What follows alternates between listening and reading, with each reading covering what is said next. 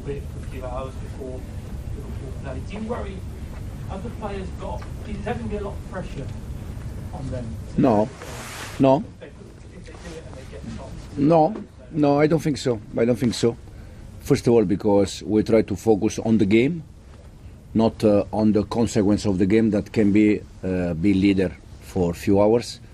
So this is the first reason. And then since we start, I'm trying to convince the player not to just to be focused on the game plan, how we can beat them, how we can do the right things, no more than that. So I don't think that they can get, or they can have some pressure about the consequence of the win, because first of all you have to win. Andy? Hi Enzo.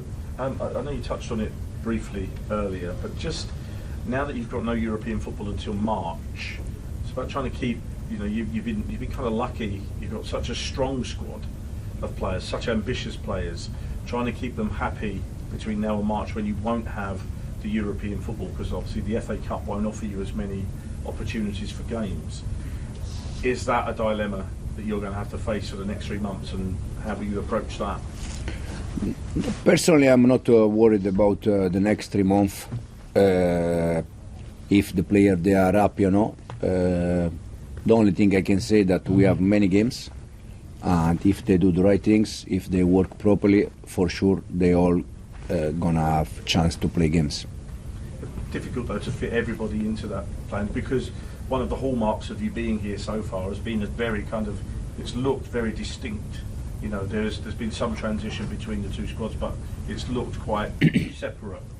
So this is something you're going to have to manage for the next 12 weeks or so without the European game. For instance, next week we have 3 games, so we continue to play many games.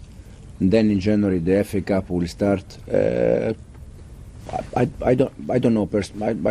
I don't know. Now Sunday is the game, then Wednesday, and game by game we're gonna try to choose the best 11, or the ones that not the best, the one that we think they are the right one for that game, and then we see. And sorry, just briefly, is there? I know it's only been 24 hours, but any updates on the Mykhailo Mudryk situation? Have you been informed when you may get the B sample or anything like that? Is there anything to tell us? Nothing, no. Hi Enzo. So obviously you're coming up against Everton on Sunday, and obviously over the years Goodison Park doesn't seem to be a very happy hunting ground for Chelsea. Is this something that you read into? Or, very happy, you said? Not a good record. No, that means that Chelsea lost many games there? Yeah. Okay. Is this something you read into, or is it more or less you were just... No, it's something that I didn't know, to be honest. I just realized now. But the same thing they asked me after Brentford game, that Brentford in the last 3 years they always beat us. Hopefully we can go there and beat them. For sure that will be a tough game. But we're going to try to prepare the game in the best way we can. And the target is always the same, prepare the game to win the game. And then we see. But I think Everton Stadium is not tough only for Chelsea. I've been there many times. It's tough for any club, but we're gonna see. Thank you, James. And just on winning and going top, is it also important that you put that little bit of pressure on Liverpool before they play and take that opportunity? I don't know if we win, they take that like pressure. It's more a question for them. We're gonna try to prepare the game, to win the game like always. Then if we win and we put pressure to them, I don't know.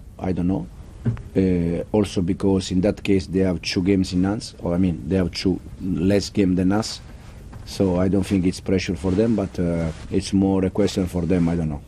And injury news? Anyone due back? Anyway, Joao is back. You see Joao.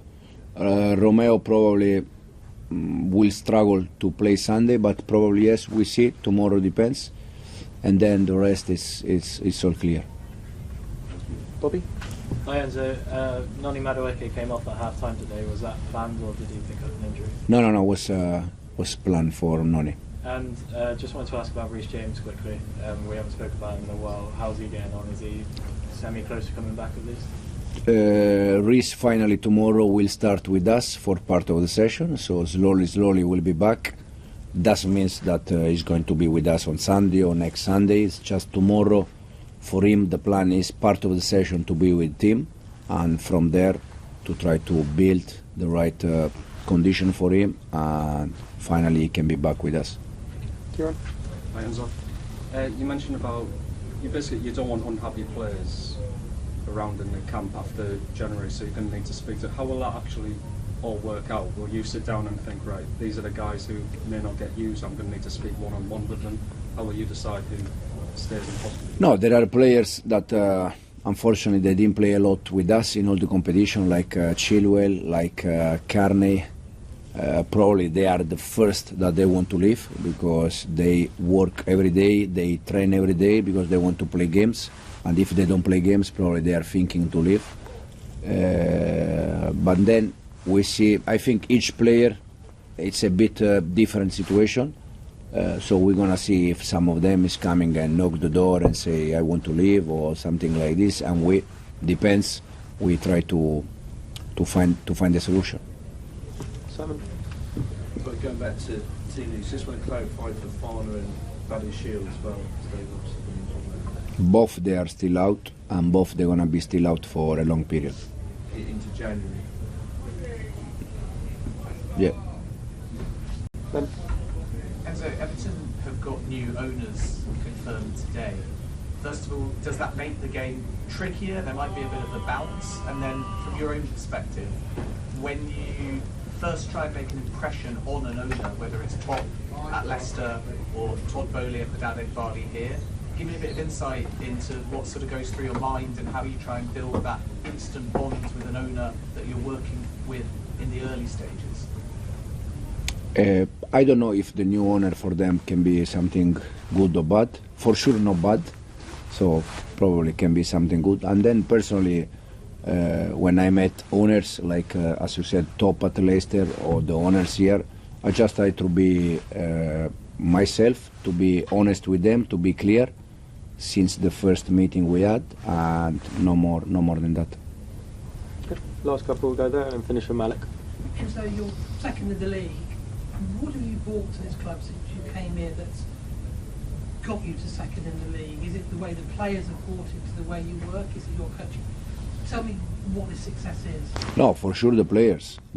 You can coach them in the way you want, but if they are not open mind or if they don't understand what I require, it's complicated. So first of all them, and then I think it's a bit mix of things. You know, the club, the coaching staff, the players. It's important that we all share the same vision. That sometimes it's not easy, and probably this is the reason why.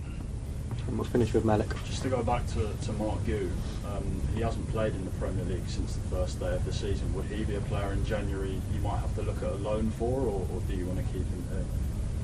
No, I think with young players like Mark, like Josh, like Ty, for me, the best thing for them is to be with us because they can understand every day the way we want to play. They can grow. We can teach them how we want them to play. So I think it's better if they stay with us. But and then depends a little bit also the desire of the players. If in this case Mark, his desire is to get more minutes and to play more, we sit with him and we decide together.